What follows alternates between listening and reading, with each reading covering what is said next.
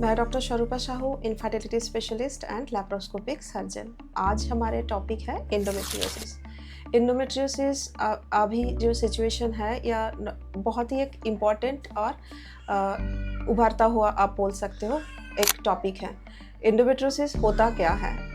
Normally uterus का जो lining जिसे हम लोग एंडोमेट्रियम बोलते हैं, एंडोमेट्रियम अगर यूटरस छोड़ के यूटरस के बाहर या यूट्राइन की कैविटी के बाहर पर्टिकुलरली कहीं और जगह पे हो तो उसे हम लोग एंडोमेट्रियोसिस बोलते हैं। मेजॉरिटी इफेक्ट जो है ओवरी या अंडाशय को ही करता है। इसके अलावा ट्यूब, मायोमेट्रियम, पीओडी मतलब यूटरस के पीछे वाला जो पोर्शन है हो सकता है उसमें ओमेंटम या आंत या इंटेस्टाइन को भी इफेक्ट कर सकता है।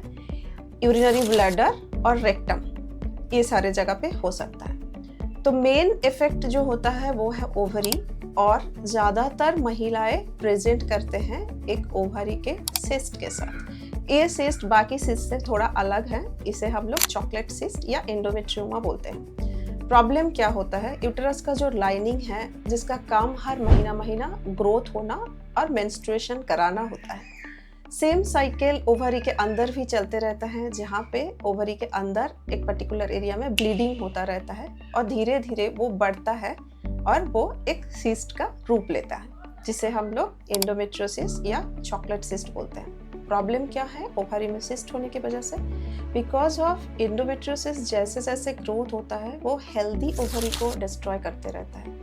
ओवेरियन रिजर्व जो है वो कम होने लगता है। पेशेंट हमारे पास जो सिम्टम्स लेके आते हैं, मेजॉरिटी पेशेंट पेन के साथ हाजिर होते हैं। पेन ड्यूरिंग मेंस्ट्रुएशन, कभी कभी मेंस्ट्रुएशन शुरू होने के एक हफ्ता पहले से लेके मेंस्ट्रुएशन की एक हफ्ता बाद तक वो पेन कंटिन्यू होता है। और पेशेंट यहाँ पे पहुँचते हैं क्रॉनिक पेल्विक पेन, मतलब लोअर एब्डोमेन में हमेशा एक पेन रह रहा है, और इनफर्टिलिटी या निःसंतानता के लिए। पहले ही जैसे बताया कि ओवरियन रिजर्व कम होने लगता है, और एंडोमेट्रियोसिस के और एक प्रॉब्लम जो है फाइब्रोसिस बोलते हैं। कहीं पे भी अगर एंडोमेट्रियोसिस ग्रोथ होता है तो अगल बगल वाले जो टिश्यू है उसे सबको एक साथ चिपका देता है, फाइब्रोसिस या एडिशंस, जिसके चलते ट्यूब का जो नॉर्मल फंक्शंस वो भी खत्म होने लगता है। अगर आप सफ़र कर रहे हैं कि पेन के साथ आपके हर पीरियड में पेन हो रहा है या बढ़ रहा है, तो आप एक बार ज़रूर गायनेकोलॉजिस्ट से कंसल्ट कीजिए।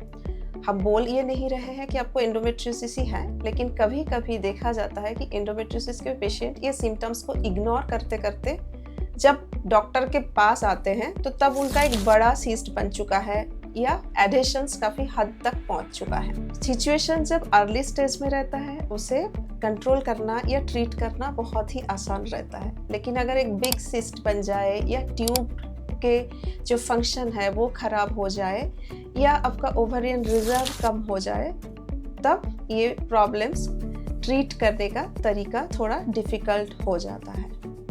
एंडोमेट्रियोटिक सिस्ट अगर 3 सेंटीमीटर मतलब 3 सेंटीमीटर से बड़ा हो तो वो एक सर्जरी का ही इंडिकेशंस है।